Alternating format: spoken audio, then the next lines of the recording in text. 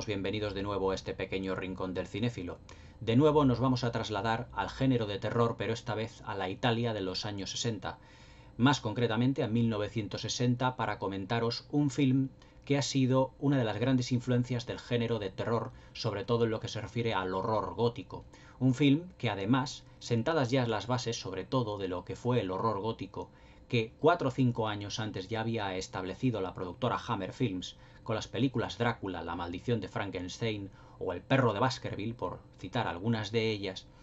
aunque se filmó en blanco y negro, pues se aportó una serie de novedades que la han convertido con el tiempo en un clásico de culto y que lanzó al estrellato a su muy joven protagonista.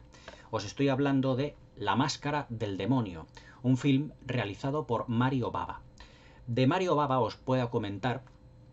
que fue uno de los directores de fotografía más destacados, precisamente del director Jacques Tourneur. Jacques Tourneur, que fue un director de cine, aquí en el canal que yo he comentado varias de sus películas, sobre todo una de sus más notables films,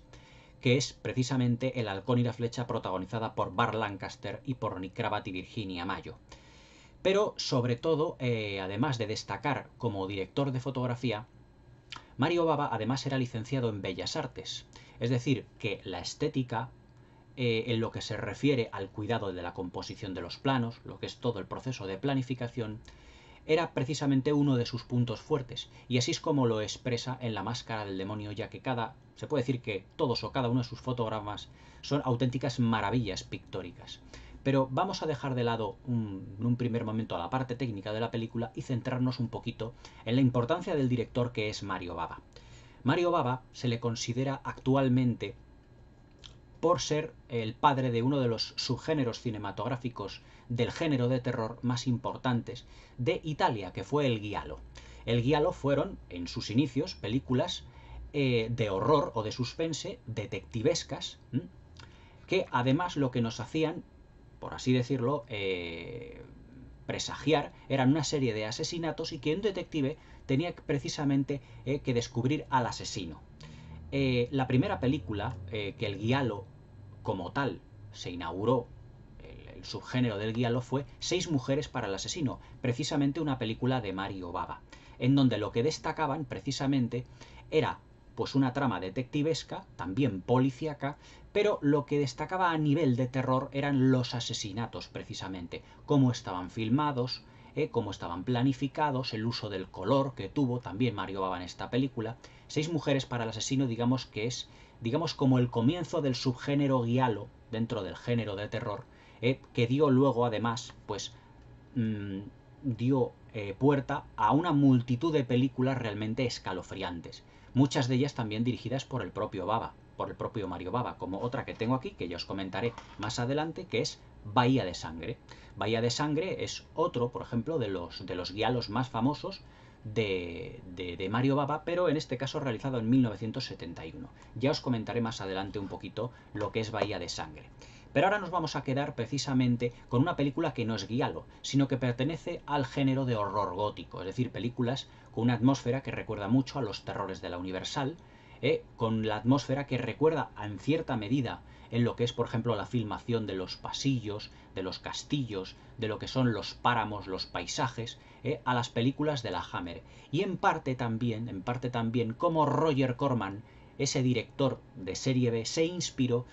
en esta película para el posterior ciclo que realizaría de aquellas películas basadas en relatos de Edgar Allan Poe, como El péndulo de la muerte, El hundimiento de la casa de Usher, La tumba de Laia,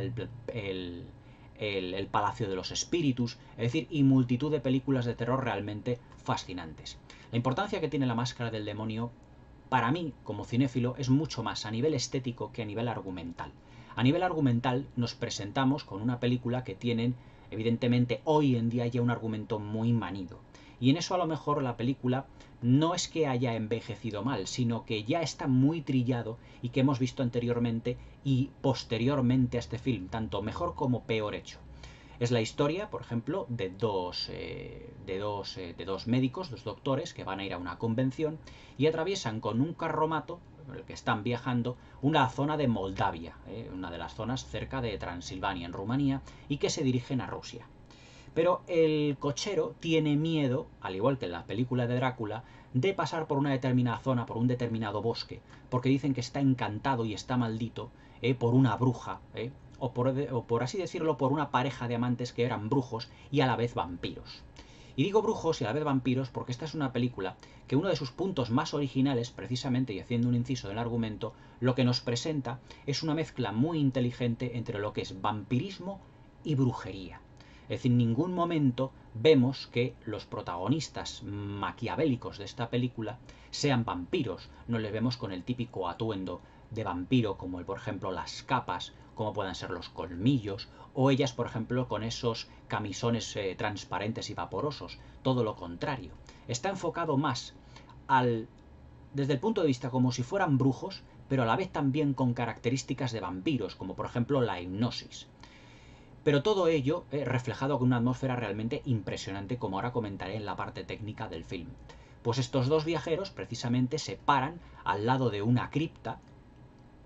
que parece prácticamente derruida. No sé qué es lo que les llama a entrar en esa cripta, precisamente. Yo creo que es uno de los... no es agujero de guión, pero precisamente es uno de los puntos un tanto dubitativos del argumento, porque en estas películas de terror siempre, y sobre todo en las clásicas, siempre los protagonistas tienen que internarse en una cripta, en un castillo, en un cementerio, para que con su sangre o con el fallecimiento de uno de ellos den vida a los muertos vivientes, a los fantasmas, a los vampiros o a los brujos que están precisamente en estos camposantos o en estas criptas o en estos mausoleos. Es directamente, se parte, como ya os digo, de un clásico muy referente, muy importante de lo que es en sí el género de terror. Es decir, los viajeros que van en su carromato, que atraviesan páramos lúgubres, que atraviesan pueblos, que atraviesan bosques, que supuestamente están encantados. Pero previamente a todo esto, hemos sido testigos de un prólogo realmente magnífico, donde aquí Mario Bava lo que nos ha dado como director y como director de fotografía, porque en este film también fue director de fotografía, es toda una declaración de intenciones, en lo que se refiere a violencia, a planificación y a temática de la película. En una voz en off se nos dice que en el siglo XVII dos brujos, o dos vampiros, o vampiros brujos, fueron ajusticiados precisamente por lo que deducimos, pues la Inquisición, y que fueron quemados en la hoguera. Pero la bruja, precisamente después de clavarle la máscara que da título a la película, de ahí la máscara del demonio, una máscara con una serie de pinchos en su interior, clavados completamente en su cara, como os he puesto precisamente en su miniatura, después de eso hay que quemar a la bruja. Pero en ese momento la bruja, antes de ser ajusticiada, lo que hace es echar una maldición sobre su hermano, que es precisamente uno de los justicieros, uno de los uno de los justicieros precisamente. Y entonces echándole una maldición, que es una maldición sobre su propia familia, precisamente, porque el que hace de inquisidor es hermano de la bruja, lo que hace es provocar una lluvia que va a apagar ese fuego santificador y purificador en el que supuestamente la bruja tenía que ser quemada. Y del que también supuestamente el brujo, es decir, el vampiro ya destruido por la máscara, también han de ser pues quemados en la hoguera. Al vampiro brujo se le entierra precisamente, ya una vez ajusticiado, y a la condesa vampira se la mete en una cripta, en una tumba, con uno de los detalles más curiosos de la película. Y es que a través del sarcófago, de la tapa del sarcófago, hay un cristal donde se puede ver a la bruja, al rostro de la bruja, pero con la máscara. Pero si la bruja pudiese resucitar, lo primero que vería frente al cristal sería una gigantesca cruz,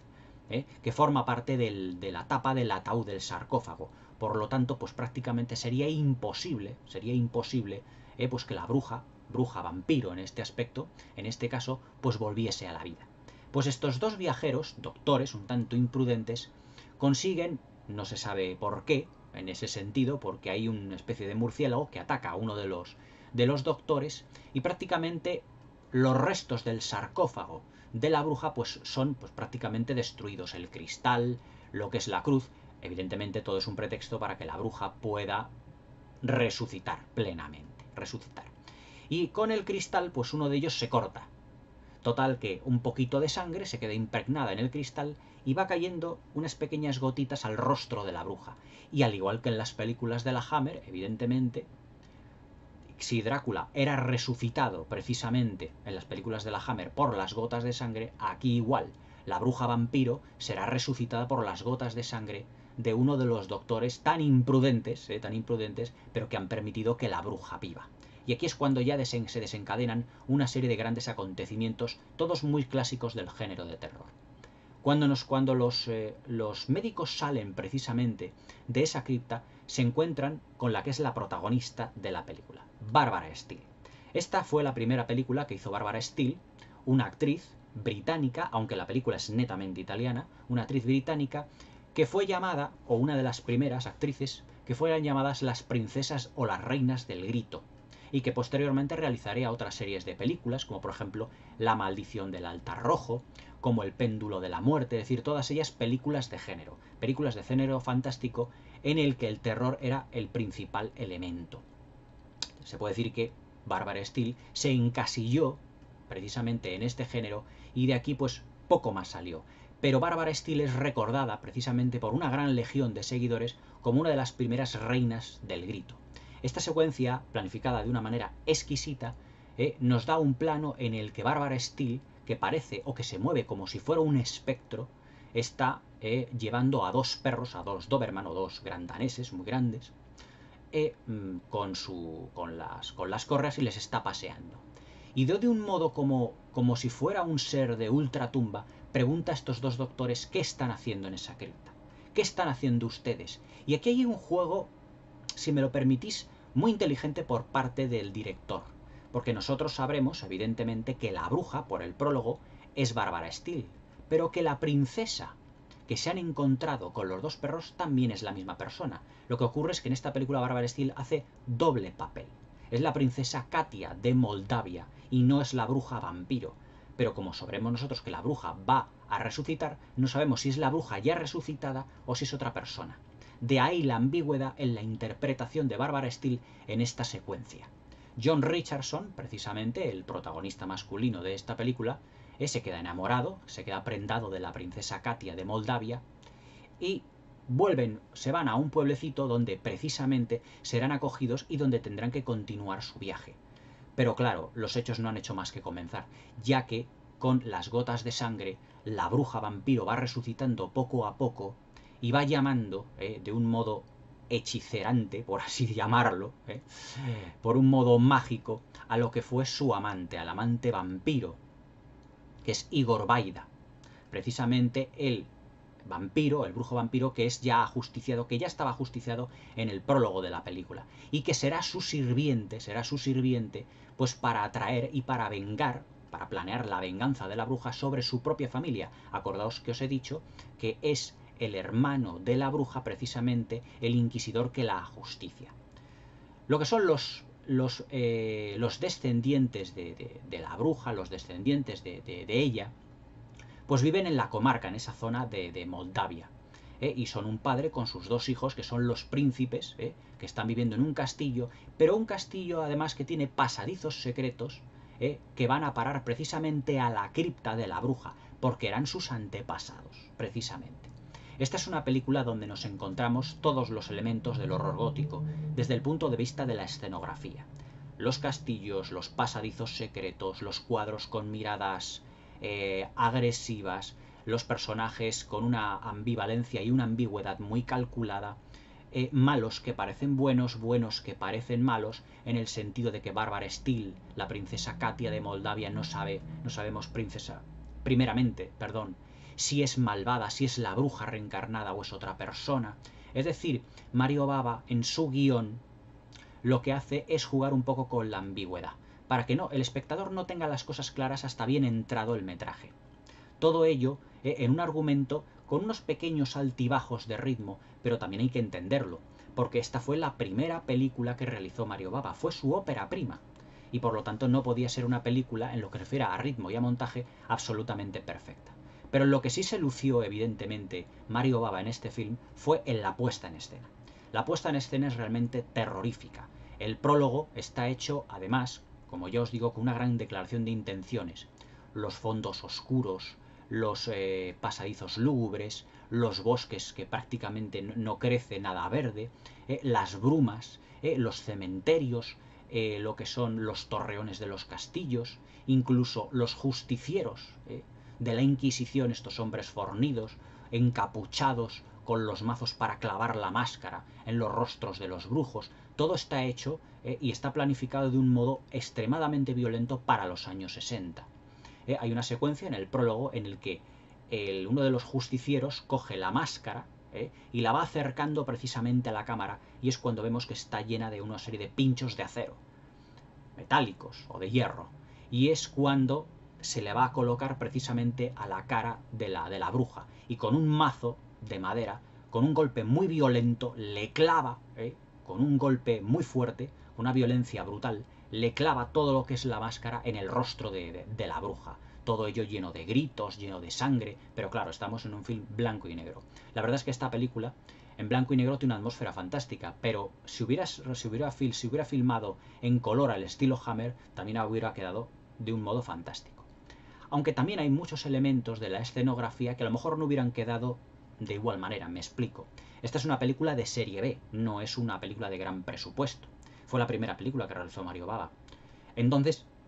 el presupuesto no era muy alto, pero Mario Bava se las arregla para colocar los objetos de la escenografía e iluminarlos de tal manera que parezcan los decorados más grandes y que hay muchos más elementos en pantalla de lo que realmente había en la realidad. Pero eso sí, todo con un uso de la cámara realmente extraordinario. Hay planos, ya os digo, que parecen como pictóricos, cómo filma Mario Bava lo que son los bosques, con lo que es el tenebrismo, los claroscuros, los juegos de luces y de sombras, muy deudores en algunos momentos del expresionismo alemán. Daos cuenta que el expresionismo alemán fue una fuente de inspiración para todos los directores de cine fantástico y de terror de la historia del cine, sin ningún género de dudas, pasando por la Universal, por la Hammer, los mismos Nosferatu, incluso posteriormente para el Nosferatu de Werner Herzog, que yo aquí comenté en el año, de 1979, que comenté hace relativamente poco. Pero La Máscara del Demonio es a día de hoy un auténtico y maravilloso clásico que se ve de una manera muy agradable, y lo que hay que disfrutar es de toda la escenografía que tiene, muy clásica de las películas de terror, de los castillos, de los pasadizos secretos, los cuadros con miradas inquietantes que luego utilizó Roger Corman, con un estilo pictórico distinto, por ejemplo, para el hundimiento de la casa de Usher, que también es otra película que comentaré aquí, pero todo eso ya lo había utilizado previamente Mario Bava.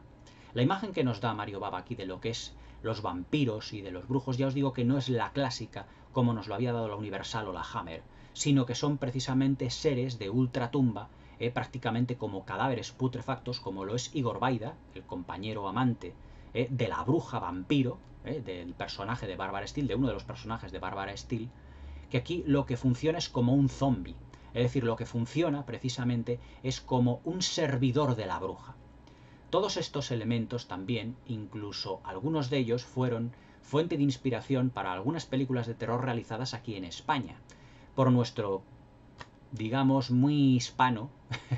del quiero y no puedo Jacinto Molina, alias Paul Naschy, sobre todo una película que se llamaba El retorno del hombre lobo, en el que se contaba también el origen de una serie de monstruos, de una serie de espectros, de vampiros, y que posteriormente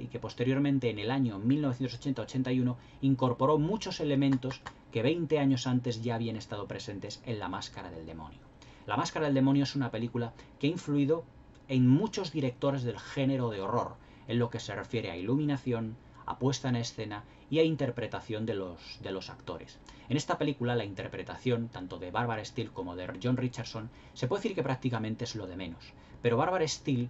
es una actriz que destaca más por su físico más rotundo, más tipo Hammer precisamente, porque fue la Hammer la que impuso ya en sus películas de horror, pues unas mujeres más voluptuosas, con más escotes, etcétera, que enseñaban más centímetros de piel, precisamente para darle un vuelco a todo lo que había sido el puritanismo que había impuesto la Universal Pictures en las películas de Frankenstein de la Universal. Pues aquí, siguiendo la misma senda que ya la Hammer había trazado, lo que Mario Bava se atreve es a mostrar, evidentemente, los escotes de Barbara Steele, con sus trajes, donde lleva también una cruz puesta, lo que es el personaje de la princesa Katia de Moldavia, y sobre todo un detalle un tanto erótico, que es que en uno de los pasadizos secretos hay un retrato de la bruja en el que está desnuda, precisamente, no de Katia de Moldavia, sino de la bruja que había estado en el sarcófago. Es decir, un retrato donde se le ven los senos, se le ve parte de una pierna, el muslo, parte de la entrepierna. Es decir, eso en los años 60 era realmente bastante llamativo. Ahí es cuando ya los directores italianos, muy animados por la fiebre que había tenido entonces Terence Fisher en lo que se refiere a tratar la sangre y el sexo en las películas de la Hammer, se animó a meter a una serie de elementos eróticos en sus películas que poco a poco en los años 60 y 70 fueron afianzándose. Pero claro, todo ello desde el punto de vista de Mario Bava, desde el punto de vista del blanco y negro, desde el punto de vista desde la escenografía. El punto fuerte que tiene La Máscara del Demonio y que la ha convertido en un auténtico clásico es la atmósfera, lúgubre, desasosegante, atmosférica, realmente impresionante. La banda sonora es otro de los puntos fuertes que tiene, porque tiene momentos, digamos, muy puntuales, porque prácticamente es inexistente, pero está muy bien elegido los momentos en donde se hace eco la banda sonora de un ambiente chirriante, atmosférico, más, por así decirlo, para acentuar los momentos más terroríficos. Pero sobre todo es la planificación de Mario Bava, el uso que hace, por ejemplo, de la luz, y sobre todo cómo trata a los vampiros, estos elementos sobrenaturales que de repente están en una habitación, que de repente, con un zoom muy rápido, Mario Bava se acerca a su rostro, pero que en un momento dado pueden aparecer y desaparecer como si fueran espectros. Es decir, aquí también el brujo, vampiro, Mario Bava lo retrata como si fuera un espectro que puede aparecer y desaparecer prácticamente como si él quisiera. Como por ejemplo el personaje de Igor Vaida, lo que es el amante de la bruja vampiro. Por todos estos elementos, tanto de guión, como de escenografía, como de planificación, La Máscara del Demonio se ha convertido hoy en día en un clásico de culto. Ya lo es, desde hace ya mucho tiempo. Y como fuente de inspiración para muchas películas de horror gótico que vendrían posteriormente después, sobre todo las realizadas por Roger Corman para el ciclo de Edgar Allan Poe, que es un compendio de la influencia de Mario Bava y de Terence Fisher de las producciones Hammer. Si queréis haceros con un auténtico clásico del género de terror y que sois además seguidores del género de horror, que sé que muchos de vosotros lo sois, no os perdáis el clásico La Máscara del Demonio, titulada en el mundo anglosajón Black Sunday. La Máscara del Demonio es una de las películas más importantes del cine de terror italiano, cuyo director dio pie a la primera película giallo de la historia, que fue 6 mujeres para el asesino, y que posteriormente ese subgénero fue perfeccionándose, hasta llegar pues a títulos como Bahía de Sangre, otro clásico que ya os comentaré. Pero La Máscara del Demonio es sin duda una pieza clave de la historia del cine de terror. No os la perdáis. Hasta mañana.